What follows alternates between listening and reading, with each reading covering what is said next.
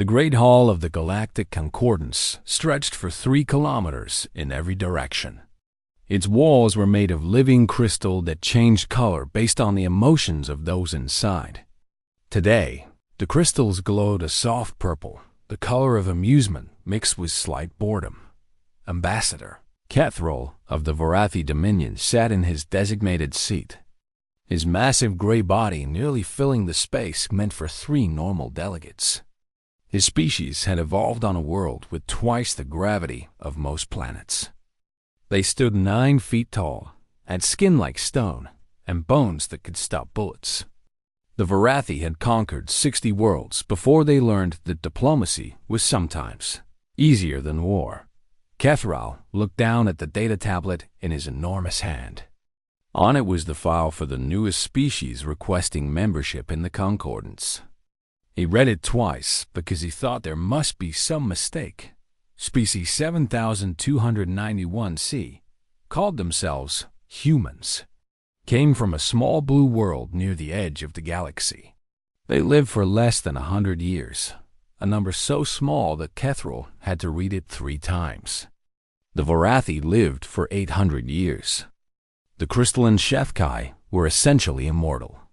Even the short-lived Menkari managed 3 centuries, but that was not the strangest part. Humans had no natural weapons. No claws, no fangs, no poison, no armor.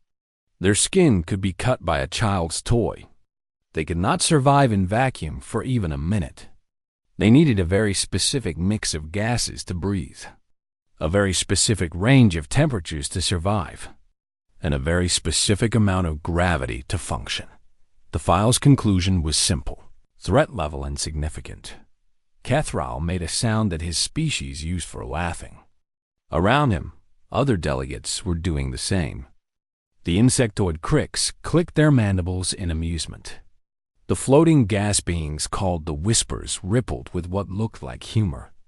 Even the HFY, who rarely showed emotion, had allowed their crystal bodies to flicker in a way that suggested they found this funny. The human ship had arrived at the station 3 days ago. The other delegates had watched its approach with disbelief. The vessel looked like it had been built by creatures who had just discovered metal. It was small, slow, and appeared to be held together by hope and determination rather than proper engineering. Now the moment had come. The great doors at the end of the hall opened, and the human delegation walked in. There were 5 of them. They wore simple clothes in dark colors. They carried no visible weapons, though security scans had found none anyway. They walked upright on 2 legs, their soft pink-brown skin exposed to the air.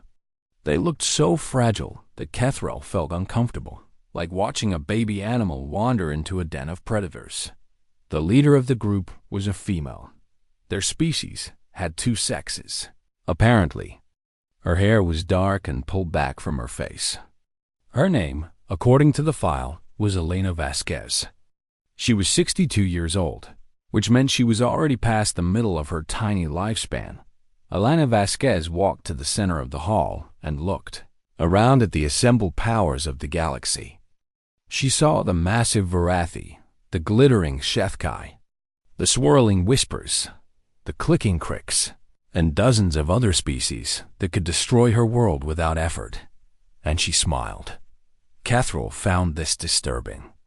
Every other young species that had stood in this hall had shown fear. Some had tried to hide it behind aggression. Others had been openly terrified. A few had been so overwhelmed that they could barely speak. But this human simply looked around with what appeared to be genuine curiosity and pleasure, as if she were visiting a garden rather than facing beings who had ended entire civilizations. The speaker of the Concordance, an ancient HFY whose crystal body was almost entirely clear from age, floated forward. Its voice came out as a series of harmonic tones that translation devices converted to words. Species 7291C, you have requested membership in the Galactic Concordance. State your case. Elena Vasquez nodded. When she spoke, her voice was calm and warm. Thank you for seeing us. My people have dreamed of reaching the stars for thousands of years.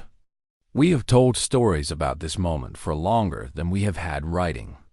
We do not come here to demand anything or to threaten anyone.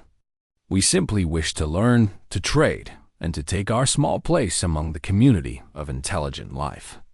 She paused and looked around again. We know we are not powerful. We know we are young and small and fragile compared to all of you. But we believe we have something to offer. We are curious. We are persistent. We do not give up easily. And we very much want to be your friends. The hall was silent for a moment. Then the Varathi delegate next to Kethral made a sound of dismissal. Friends, he rumbled. What use are friends who cannot help in battle? Who cannot contribute to defense? Who cannot even survive outside their tiny comfort zone?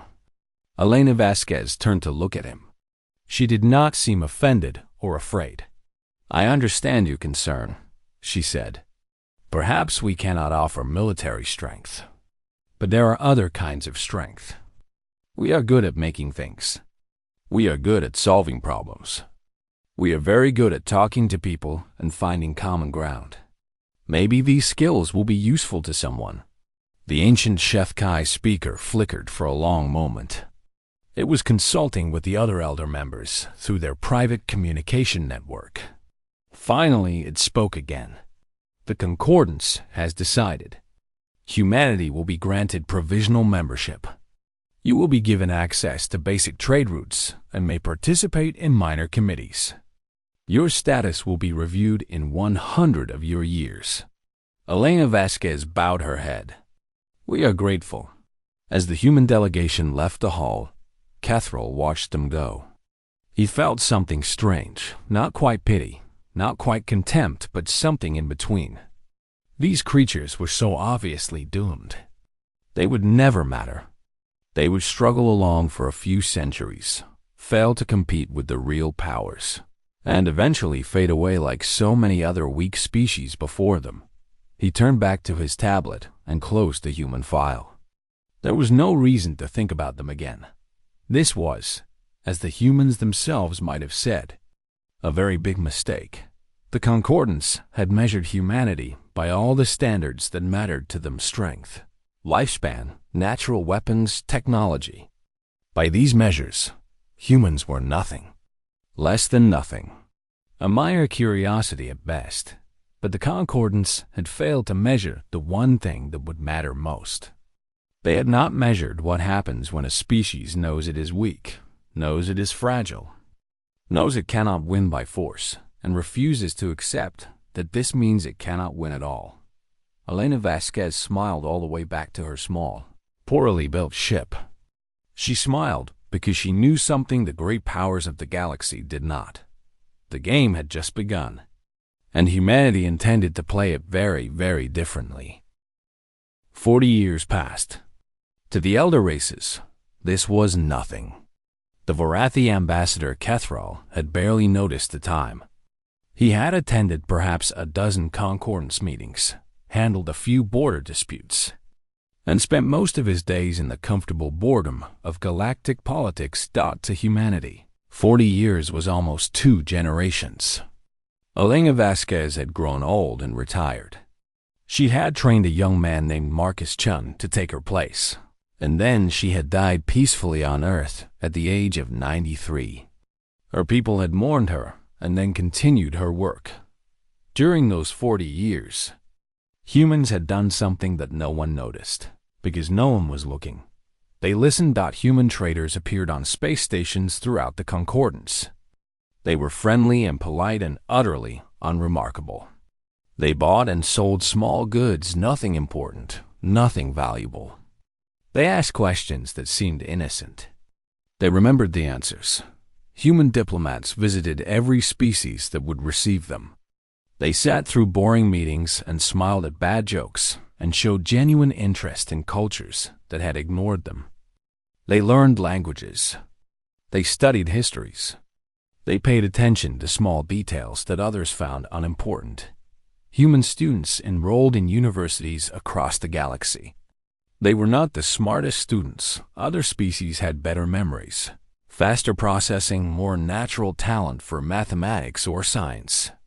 But the humans were always there, always watching, always taking notes in their strange written languages. And all of this information flowed back to Earth. The databases grew larger. Every day, millions of humans contributed what they had learned. A comment overheard in a market, a pattern noticed in trade records, a story told by a drunk diplomat. Each piece was tiny. Each piece was meaningless. But together, they began to form a picture. The Varathi intelligence services eventually noticed the increased human activity. They investigated and found nothing alarming. The humans had no military buildup. They had not developed any new weapons. Their technology remained far behind the major powers. Their economy was small and focused on minor goods. The intelligence report concluded, humans are engaged in extensive but harmless cultural exchange. No threat detected. Recommend continued low-priority monitoring. The report was filed and forgotten. Meanwhile, the galaxy continued as it always had. The great powers competed for resources and territory. The HFY expanded their influence through economic manipulation. The Varathi maintained their military superiority. The collective grew its hive mind across dozens of worlds. The Whispers traded secrets. The Kriegs built weapons. And on the edges of concordant space, the outer colonies worried.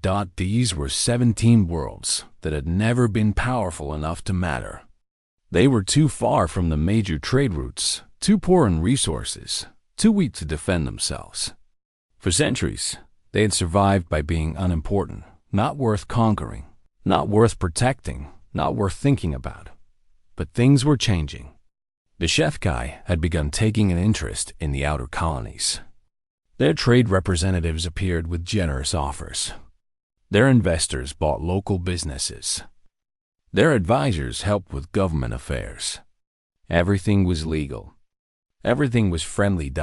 And slowly, invisibly, the outer colonies found themselves trapped. Marcus Chun had been watching this happen for 20 years. He had the reports, the data, the patterns. He had traced the HFY economic strategy back 12,000 years and found the same methods used again and again. First came the friendly trade. Then came the debt. Then came the dependence. And finally, when the target was too weak to resist, came the absorption. The HFY were patient. They were immortal after all. They could afford to wait centuries for a plan to complete.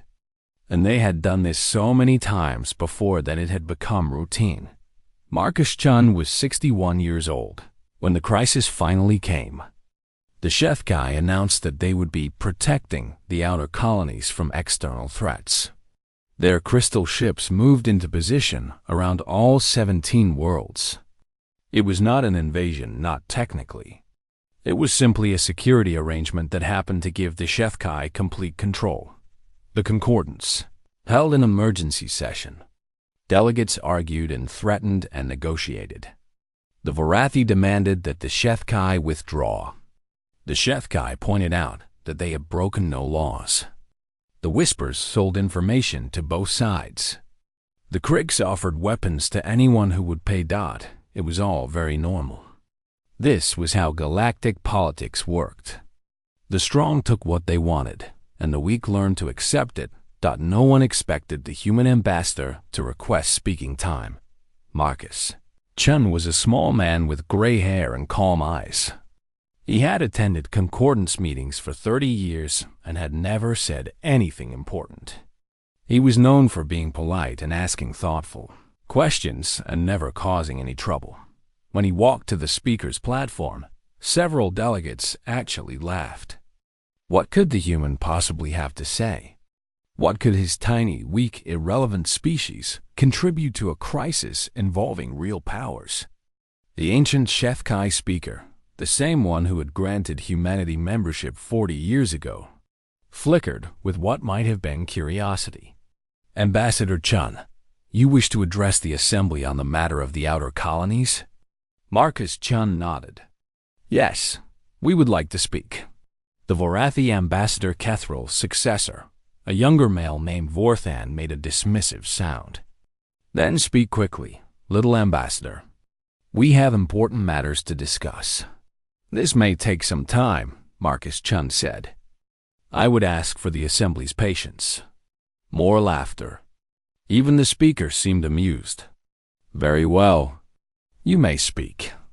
Though I cannot imagine what you could say that would take more than a few minutes. Marcus Chun reached into his coat and removed a small data device. He connected it to the hall's display systems. The lights dimmed slightly as a massive holographic display appeared above his head. 40 years ago, he began. My predecessor, Elena Vasquez, stood in this hall and asked for humanity's place among the stars. You granted us provisional membership. You gave us minor trade routes and small committee seats. You expected us to fade away. He paused and looked around the hall. Instead, we listened. We watched. We learned. And now, with your permission, we would like to share what we have found. The display changed to show a complex web of connections, trade routes, financial flows, political alliances. At first, it seemed random. Then patterns began to emerge. The HFY expansion into the outer colonies is not a recent development, Marcus Chun said. It is the final stage of a plan that began 12,000 years ago. Allow me to explain. He spoke for 9 hours. By the time he finished, the galaxy would never be the same. The holographic display filled the entire hall with light. Star systems appeared and vanished. Trade routes threw themselves across the void. Financial records scrolled past faster than most eyes could follow. Marcus Chun spoke calmly, clearly, without notes. He had spent 30 years preparing for this moment. He began with history, not the official history that the HFY told about themselves, but the real history reconstructed from a million tiny sources. Human traders had collected fragments of old records from forgotten archives. Human students had found patterns in academic databases. Human diplomats had listened to stories told by elderly members of 100 species. Alone, each piece meant nothing. Together, they told a story that the HFY had worked very hard to hide. 12,000 years ago, the HFY had faced a choice. Their crystal bodies gave them immortality, but their reproduction rate was slow. They could not compete with faster breeding species through sheer numbers. They could not match the Vorathi in military strength. They could not spread like the collective dot, so they had chosen a different path. They would not conquer through force. They would conquer through patience. Marcus Chun showed how the HFY had spent millennia manipulating the galactic economy. They had created trade dependencies. They had engineered resource shortages. They had quietly funded conflicts between other species, weakening potential rivals while appearing to be neutral observers. The outer colonies were just the latest target in a pattern that had repeated dozens of times. The methods were always the same: friendly trade, growing debt, economic dependence, and finally absorption. The HFY had consumed over 40 species this way, so gradually that no one had noticed. The HFY delegation began to protest. Their leader, a high calculator whose crystal body burned with angry red light, rose from his seat. "This is absurd," he said. "These are lies and inventions. The human has no proof of these claims." Marcus Chun smiled politely. "I was about to provide the proof. Thank you for reminding me." He changed the display to show communication records. Not copies. The originals were still encrypted beyond human capability to break. But the contents had been reconstructed through other means. Over the past 40 years, Marcus Chun explained, human traders have had conversations with approximately 3 million Vorathi citizens. We recorded every interaction. We noted every casual comment, every accidental revelation, every small piece of information that seemed unimportant. He gestured, and the display showed a web of connections between thousands of data points. The Vorathi use quantum encryption for their secure communications. We cannot break this encryption, but we did not need to. By cross-referencing millions of conversations, we were able to determine what those communications contained. Not through code breaking through inference. The hall was completely silent. For example, Marcus Chen continued, we know that 17 years ago, the Vorathi Dominion agreed to allow HFY economic expansion into the outer colonies in exchange for exclusive mining rights in the Kethral asteroid belt. The Vorathi ambassador Vorthan stood up so fast that his massive body shook the floor. That is a classified agreement. How did you? We listened, Marcus Chen said simply. Vorathi miners talk about their work. Vorathi merchants discuss their opportunities. Vorathi politicians mention their successes to friends and family. No single person revealed the secret. But together, 3 million small conversations told us everything we needed to know. He turned to face the HFY delegation, and that is just the beginning. For the next 4 hours, Marcus Chen systematically exposed the HFY's hidden history. He showed how they had engineered a plague that weakened the outer colonies 60 years ago. He revealed the economic manipulation that had driven those worlds into debt. He traced the connections between HFY investments and the political changes that had made absorption possible. Then he turned to the Vorathi. He detailed 17 separate agreements where the Dominion had secretly supported HFY expansion in exchange for benefits. He showed how the Vorathi's own military positioning had been subtly influenced by HFY economic pressure. He revealed embarrassing secrets that Vorathi leaders had believed were perfectly hidden. The Vorathi delegation sat in stunned silence. Their encryption was unbreakable. Their security was perfect. And yet this small human had reconstructed their secrets simply by paying attention. But Marcus Chen was not finished. He turned to the collective, the great hive mind that believed itself unknowable to individual beings. For 2 hours, he explained their decision-making patterns with such accuracy that several of their drone bodies collapsed. He had mapped how information flowed through their network, identified the key nodes where decisions were made, and predicted their actions with terrifying precision. The collective believes that individuality is weakness, Marcus Chen said. But individuality allows for unpredictability. Your perfect unity makes you perfectly predictable if one is patient enough to watch. By the 6th hour, every major power in the concordance had been exposed.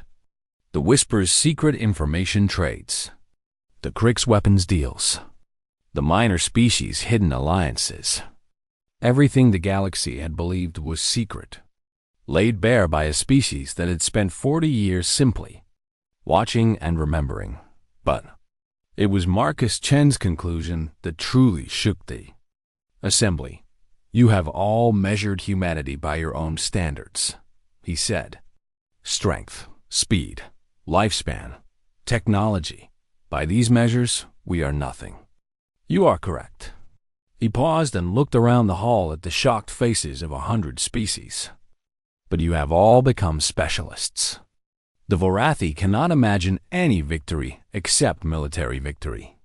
The HFY cannot imagine any strategy except economic manipulation. The collective cannot imagine any strength except unity. You have each optimized yourselves for one kind of power, and in doing so, you have lost the ability to even see other kinds. Humans are not optimized for anything. We are weak at everything and strong at nothing. But this means we can see all the kinds of power at once. We can notice what you cannot notice. We can think thoughts that your perfect minds have optimized away. You called us the frailest species. You were right, but you failed to ask what survives when the strong destroy each other. The hall was silent. The crystal walls had turned a color no one had seen before, something between fear and wonder. Marcus Chun gathered his data device and bowed slightly. We have shared what we know. What the concordance does with this information is not our decision. We only ask that you consider. Perhaps there is value in being weak. Perhaps there is wisdom in being fragile. Perhaps the species that cannot win by force must learn to win by understanding. He walked back to the human delegation's seats, 5 simple chairs in a far corner of the hall. Almost forgotten among the grand thrones of the elder races behind him, the galaxy began to change. The aftermath of Marcus Chun's address was chaos. The HFY withdrew their ships from the outer colonies within 3 days. It was not a military defeat. No weapons had been fired. But their carefully constructed plan had been exposed to the entire galaxy. Every species now knew their methods. Every species now watched for the signs. A strategy that depended on secrecy could not survive in the light. The Varathi Dominion recalled their ambassador, Vorthan, and launched an investigation into how their classified communications had been compromised. They found nothing wrong with their encryption, nothing wrong with their security systems. The humans had not broken any codes. They had simply listened so carefully for so long that codes had become unnecessary. The collective experienced something it had never felt before: internal conflict. Different parts of the hive mind began questioning each other. If a species of individuals could understand them so completely, perhaps individuality was not the weakness they had always believed. The debate continued for months and showed no signs of stopping. Throughout the galaxy, alliances shattered and reformed. Species that had been secret enemies discovered they had been manipulated into conflict. Species that had been apparent friends discovered the hidden agendas behind their partnerships. The web of lies and manipulation that had held galactic politics together for thousands of years was suddenly visible to everyone. And in the middle of all this chaos, humans continued to do what they had always done. They listened. They learned. They helped. Human mediators appeared at every conflict zone, armed with nothing but knowledge and patience. They understood both sides better than either side understood itself. They knew the fears and hopes and hidden needs of every species at the table. And they used this understanding not to manipulate, but to find genuine solutions. A border dispute between the Cricks and a smaller species called the Malin had been brewing for centuries. Human mediators resolved it in 3 weeks by identifying a resource-sharing arrangement that neither side had considered because their cultures had made it invisible to them. An economic crisis in the whisper trade networks threatened to collapse several systems. Human analysts found the root cause: a manipulation by a third party that neither the Whispers nor their trading partners had detected, and helped rebuild the networks on more stable foundations. A potential war between 2 collective splinter groups was prevented when human diplomats helped them understand that their conflict was based on a misunderstanding of each other's communication methods. Over and over, humans solved problems that the elder races had believed were unsolvable, not through strength or technology or superior intelligence, but through the simple act of truly understanding everyone involved. The HFY High Calculator requested a private meeting with Marcus Chun 6 months after the assembly. The crystal being's light had changed from angry red to something more complex: confusion, perhaps, or the beginning of curiosity. "I do not understand," the High Calculator said. "You have defeated us. You have exposed our methods and ruined our plans. And yet you offer to help us?" Marcus Chun nodded. "We have not defeated you. We have simply shown the truth. What you do with that truth is your choice. But why share your methods? Why teach others to see as you see? You could use this advantage to dominate. You could control the entire concordance. Could we? Marcus Chen smiled gently. Perhaps, for a time. But we would become what you were: manipulators, controllers, masters of secrets. And eventually, someone else would learn to see us clearly, and we would fall just as you have fallen. He leaned forward. We do not want to control the galaxy. We want to understand it. And understanding is not diminished by sharing. When more beings understand, there is more understanding in the universe. This seems to us like a good thing. The high calculator's crystals flickered in a pattern that human databases identified as deep processing, the HFY, equivalent of intense thought. This is a new concept for us. We have always believed that knowledge is power, and power must be hoarded. Knowledge is power, Marcus Chen agreed. But we have learned that shared power is more stable than hoarded power. A galaxy where everyone understands each other is a galaxy where manipulation becomes very difficult, including manipulation by humans. You would limit your own power? We would prefer a galaxy where no one needs to manipulate anyone. Is that not better than a galaxy where everyone is constantly trying to trick everyone else? The high calculator was silent for a long time.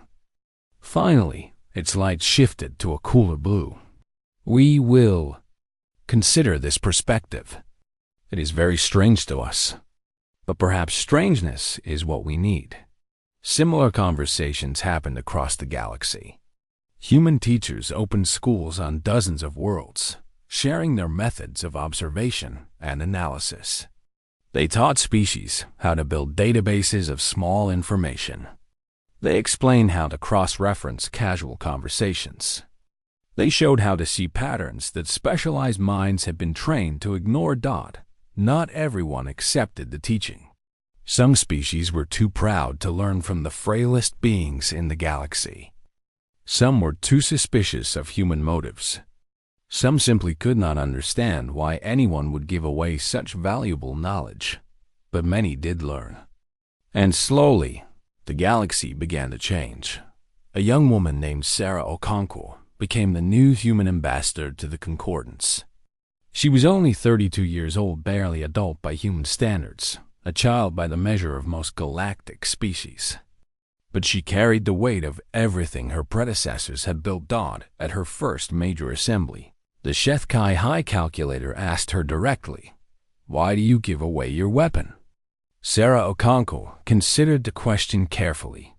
She had learned from Elena Vasquez's teachings, from Marcus Chen's example, from the accumulated wisdom of 3 generations of human diplomats. "It was never a weapon," she said finally. "It was just paying attention.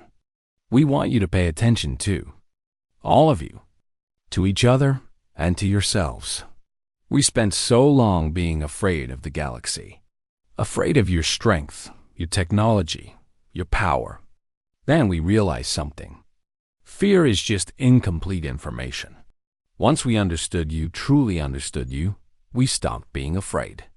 She looked around the assembly hall, at the massive Varathi and the glittering HFY, and the swirling whispers and all the other strange and wonderful beings who shared the galaxy with humanity. And species that are not afraid do not need to conquer. They do not need to manipulate. They do not need to control. They can simply live together, understanding each other. Is that not what everyone wants in the end? To be understood? The hall was silent, but it was a different kind of silence than before, not the silence of shock or confusion, but the silence of beings who were, perhaps for the first time, truly thinking about what they wanted from existence. Sarah Okonkwo smiled, the same smile that Elena Vasquez had worn 80 years ago. The same smile that Marcus Chen had carried through 9 hours of revelation. The frailest species had found its strength, and that strength was changing everything. 100 years had passed since Elena Vasquez first walked into the Concordance Assembly Hall and smiled at the gathered powers of the galaxy. The Great Hall still stood, but it had changed. The living crystal walls no longer shifted with the emotions of those inside. They had been modified to display a constantly updating web of information, a shared record of everything the Concordance's members had learned about each other. There were no more secrets here. There was only understanding. Ambassador Yuki Tanaka represented humanity now. She was the fourth generation of human diplomats, trained by those who had been trained by those who had learned from Marcus Chun himself. She was 91 years old, ancient by human standards, still a child by the measure of many galactic species, but no one laughed at human lifespans anymore. The Varathi had been the first to change, and in some ways they had changed the most. For 10,000 years, their culture had been built on strength.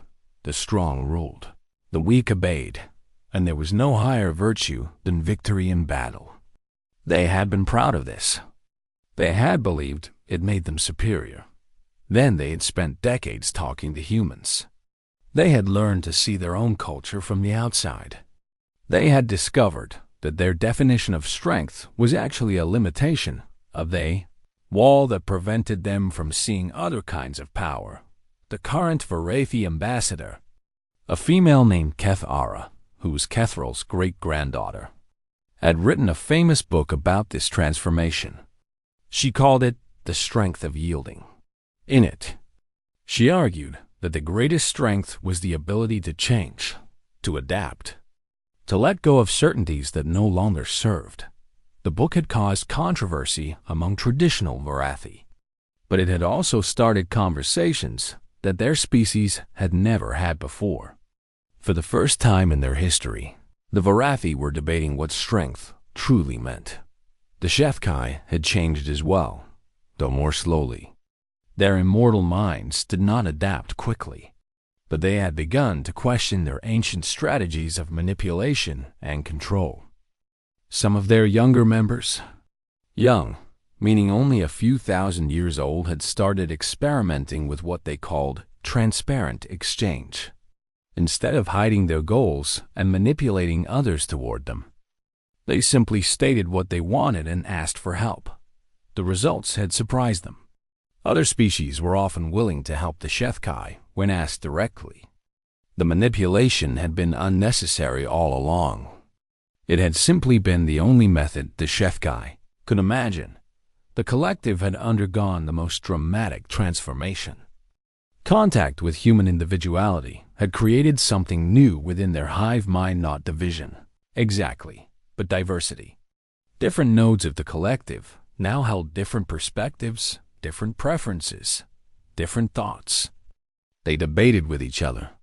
They disagreed. At first, this had felt like sickness to them. Their unity had been their identity. Without it, what were they? But they had learned from humans that diversity did not mean division. A group could hold many perspectives and still work together. In fact, the humans argued, groups with diverse perspectives often made better decisions than groups where everyone thought the same way. The collective was still unified, but it was a richer unity now, containing multitudes within itself.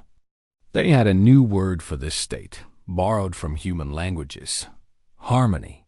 Even the smaller species had been transformed. The outer colonies that the HFY had nearly absorbed were now a thriving independent federation. They had learned the human methods of observation and analysis and had used them to build something new, an economy based on mutual benefit rather than exploitation, a politics based on understanding rather than manipulation. Yuki Tanaka stood in the center of the assembly hall, preparing to give the centennial address. Around her, delegates from over 200 species waited to hear what humanity would say. She thought about Elena Vasquez, who had stood in this same spot 100 years ago, and smiled at beings who could have destroyed her world without effort.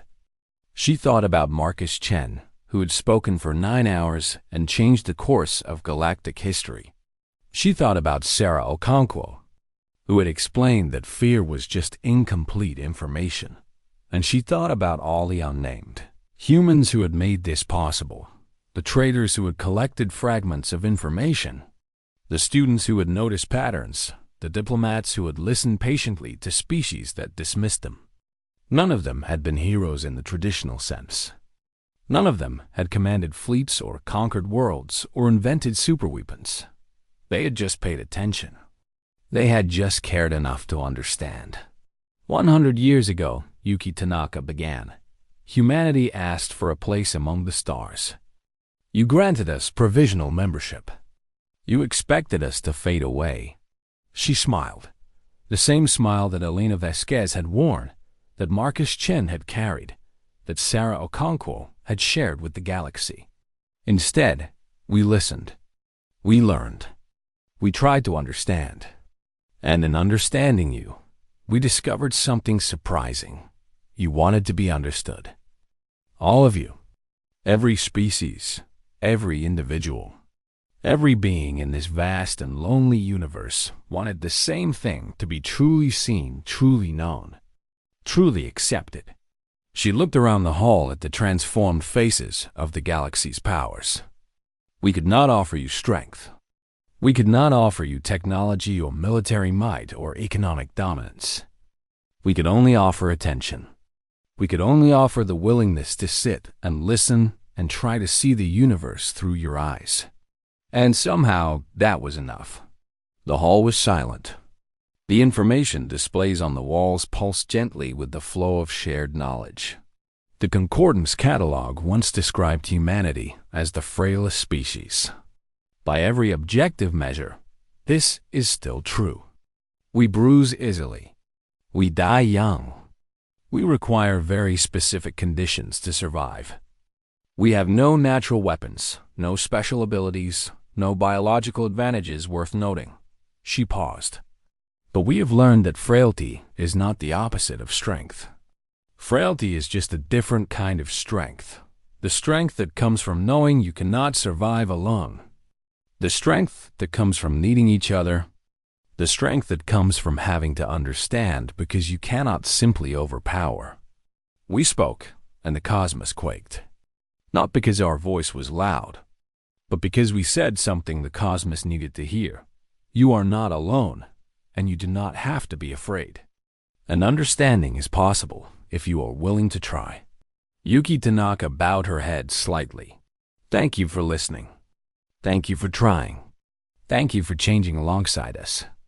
We have much more to learn, all of us. But we will learn it together.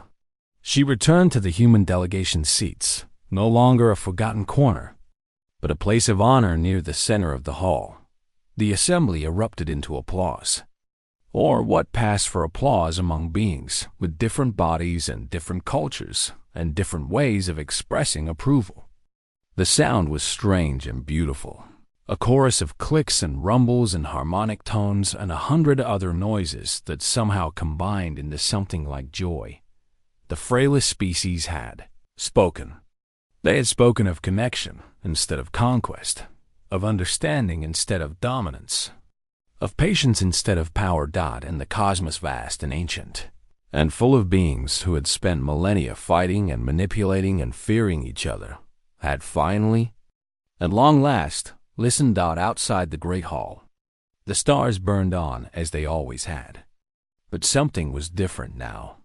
The beings who looked up at those stars no longer saw enemies and competitors and threats. They saw neighbors. They saw potential friends. They saw a universe full of minds waiting to be understood. The cosmos had quaked. And in the trembling, something new had been born, something fragile and precious and full of hope. Something very, very human.